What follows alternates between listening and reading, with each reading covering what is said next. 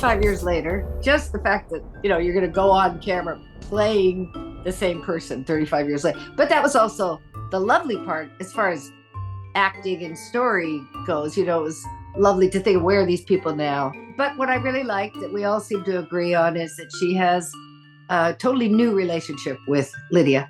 No! No! Serena, what's wrong? Oh, I'm trying to capture the perfect primal scream. Why? They've grown up together a bit.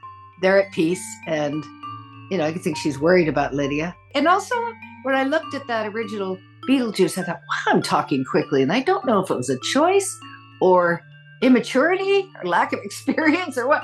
I thought, well, I have to do the same kind of speech. So I did the same kind of fast walk in this one, because I had this weird little dancy walk, and I spoke really quickly for some reason. I don't know if it was just the way I talked, because I was coming from I was just starting out in acting, and I was from a big family, and that's the way I learned to get attention at the table, is to talk really quickly. So I kind of had to do that, even though it felt kind of strange. If you don't let me gut out this house and make it my own, I will go insane, and I will take you with me. 3 years ago, I guess, I got a call that Tim wanted to meet.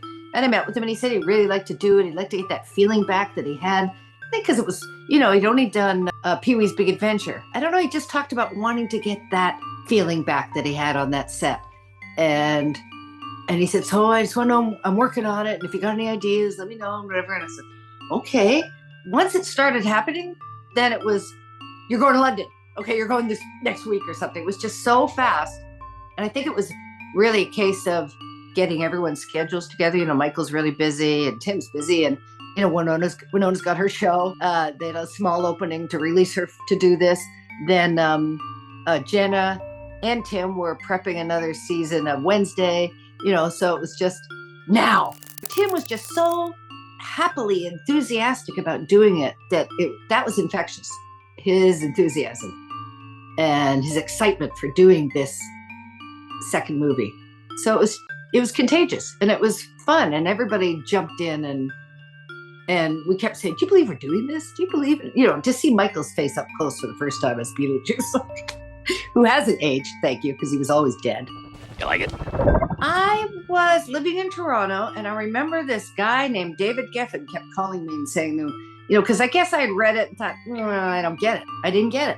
What the Then I agreed to go meet Tim Burton, who I didn't know at the time, to go. So I flew to LA and rented a car, and I went to some other Warner something in Orange County.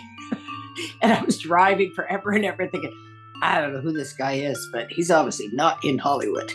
You're working with a professional here! I finally stopped at a payphone and called, it was 87, whatever, and called my agent. They said, no, you're supposed to be at Warner Boulevard. So I went back. There was a note outside a door saying, I'm so sorry, I couldn't wait any longer. Tim Burton. And that was it. And then I got the job. So it's a good thing I never met him or auditioned. You think I'm qualified? Yeah, it's funny. I rarely look in the mirror at home. I'm not avoiding it. I just don't think of it, I go to the bathroom, wash my hands, I'll look up and I'll go, oh, okay. There's that. And then you go to work, and then it's the first thing you do is sit and look in a mirror and get your makeup and hair. And then I'm suddenly aware, wow, okay. And most makeup is based, I think, on younger people's faces, so I've evolved with the help of great makeup artists, like the makeup artist on Lucky Bromhead on Schitt's Creek. She was great at working out, how to do my face and how to do a naturally aging face. And, so there's lots of tricks that I've learned that I share with makeup artists now. And I really depend on lighting. That's the one thing about the oneers. They're not lit for faces. So when I watched playback, there were some moments that were so scary looking and other moments where I lucked out. The lighting was okay. But I mean, at any age, you really depend on lovely lighting, but especially as you get older on camera. Wow. I should get way more facials. I rarely do facials or anything. I'm happy to do anything that's non-invasive, but I got to get on it because I really have gotten more lined in the last couple of years, I've noticed.